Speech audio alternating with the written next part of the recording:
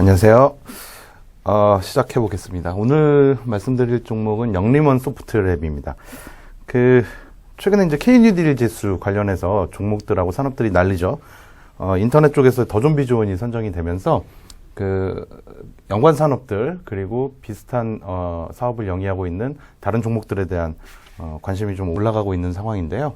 영림원 소프트랩은 더 좀비 조언하고 마찬가지로 ERP 쪽에서 사업을 하고 있는 비교적 규모가 작긴 하지만 ERP 쪽에서 사업을 하고 있는 회사라고 보시면 될 것 같습니다.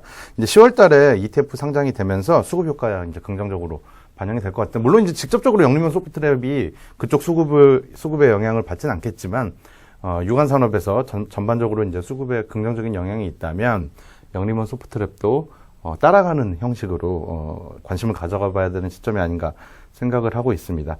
이 더 좀비 존하고 간략하게 좀 먼저 비교를 해보면요.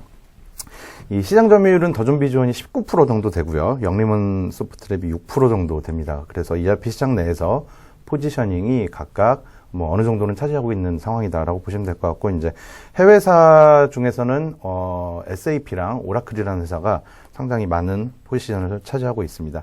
매출 규모로 비교를 해보면 올해 컨센서스 기준인데요. 더 좀비 존은 매출이 3천억 원 정도, 그리고 영업이익이 770억 정도 예상이 되고 있고, 시총은 3.6조 정도 됩니다.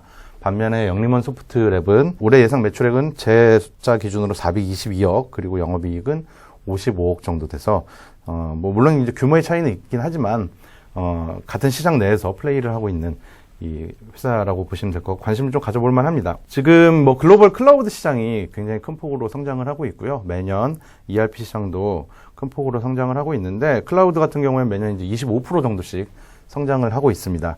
그리고 ERP 시장 같은 경우에는 국내 ERP 시장은 매년 10% 정도 성장을 하고 있기 때문에 이 관련된 산업 전반적으로 이제 성장이 지속되고 있다는 측면에서 보면은 이 회사도 큰 수혜를 받을 수 있지 않을까 기대를 하고 있습니다. 먼저 회사의 포지셔닝을 잠깐 볼까요? 앞서 말씀드린 대로 더 좀비 존이 19% 정도 시장 점유율을 가지고 있고요.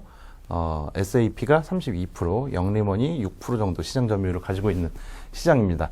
이 ERP 시장 내에서 각각 이렇게 제품들을 내면서 플레이를 하고 있고요.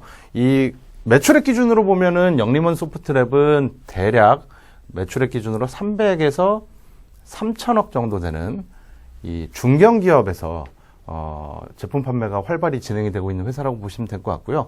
300에서 1000억 사이의 시장에서는 더 좀비 존하고 경쟁을 하고 있고, 1000억하고 3000억 시장에서는 SAP랑 경쟁을 하고 있는 회사입니다.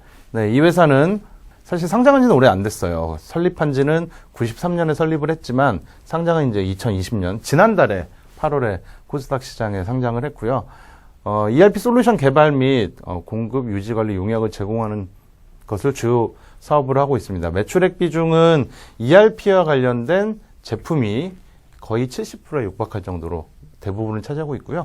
이와 관련된 유지 관리가 20% 정도 수준을 차지하고 있습니다. 투자 포인트는 사실 심플합니다. 경쟁력 있는 포지셔닝을 바탕으로 향후에 추가적인 성장성을 극대화시킬 수 있는 그런 위치에 차지하고 있다고 보고 있고요. 일단 ERP 시장이 진입 장벽이 상당히 높기 때문에 일단 진입이 된 상태에서 어느 정도의 포지션을 차지하고 있다면 그 이후에는 시장이 성장하는 수혜를 그대로 받을 수 있는 회사라고 보시면 됩니다. 이 경쟁 회사들과 비교해서 R&D 투자가 상당히 좀 높은 편이고요. 효율적인 서비스 제공 방식을 통한 차별적인 서비스를 제공을 하고 있습니다. 그리고 앞서 말씀드린 대로 중견기업 위주의 포지셔닝이 중요한데, 사실 위에서 대기업들은 해외사들, 그리고 밑에서 중소기업들은 더 좀비 존이 확실한 위치를 차지하고 있기 때문에 상대적으로는 니치마켓에서 나름대로의 포지셔닝을 잘 구축을 하고 있는 회사라고 보시면 됩니다. 일단 중견기업 위주의 포지셔닝을 가지다 보니까 산업별 레퍼런스도 상당히 좋고요. 거의 대부분의 산업에서 ERP 시스템을 판매를 하고 있는 회사라고 보시면 됩니다. 이거와 더불어서 국내 시장뿐만이 아니라 해외 시장에서도 사업 확대의 기회가 지금 발생을 하고 있는데요. 일본 시장 같은 경우에는 국내 시장보다 ERP 이 시스템 성장 속도가 훨씬 더 빠릅니다. 한 10% 정도 매년 성장을 하고 있는 국가라고 보시면 되는데, 2017년에 일본 현지법인을 설립을 했고요. 2019년에 소프트웨어 공급업체 10곳과 파트너십을 체결을 하면서 이 글로벌 비즈니스도 상당히 빠른 속도로 진척이 되고 있는 상황이고요. 2025년에는 천여 개의 중소기업과 ERP 시스템 공급 계약 체결을 확보를 하는 것을 목표로 하고 있습니다. 그래서 해외 진출도 이 회사의 투자 포인트 중에 하나라고 보시면 될 것 같고, 일본과 더불어서 인도네시아 시장도 빠르게 진출을 하고 있습니다. 2018년에 클라우드 ERP 제품을 런칭을 했고, 클라우드 ERP는 또 이제 기존에 판매를 하고 있는 그 ERP 시스템과는 좀 개별적으로 클라우드 상에서 이제 ERP 이 시스템을 제공을 해주는 형태라고 보시면 될 것 같고요. 이 해외 진출에 관해서는 회사가 이제 적극적으로 나서고 있는 상황이기 때문에 긍정적인 모습으로 기대를 해보셔도 될 것 같습니다. 이 디지털 뉴딜 관련해서 정책이 이 ERP 업체들한테는 상당히 긍정적으로 반영이 될 수 있을 것 같습니다. 정부에서는 비대면 사업을 이제 육성을 하겠다는 정책을 계속적으로 밝히고 있고요. SOC 디지털화 전략에 상당히 좀 나서고 있는 상황이라서 영림원 소프트랩은 큰 기회 요인을 올해 가지게 됐다라고 보시면 될 것 같습니다. 올해 예상되는 매출액은 422억이고요.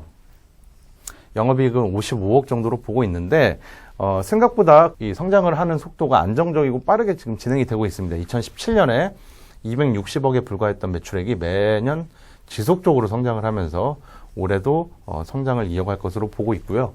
영업이익은 55억 정도 예상을 하고 있습니다. 그래서 사실 이 회사가 지금 시가총액이 뭐 그렇게 크지 않은 1,500억 언저리에 있는 회사이기 때문에 밸류에이션으로 평가를 하는 게 사실 뭐 아주 썩 부합하진 않는데, 그럼에도 불구하고 좀 계산을 해보면 현재 PER 2020년 실적 기준으로 보면 한 28배 정도 되고요.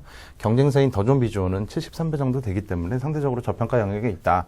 그리고 회사의 성장성이 부각되는 국면에서 주가는 안정적인 상승 추세를 이어갈 수 있을 것으로 기대를 하고 있습니다.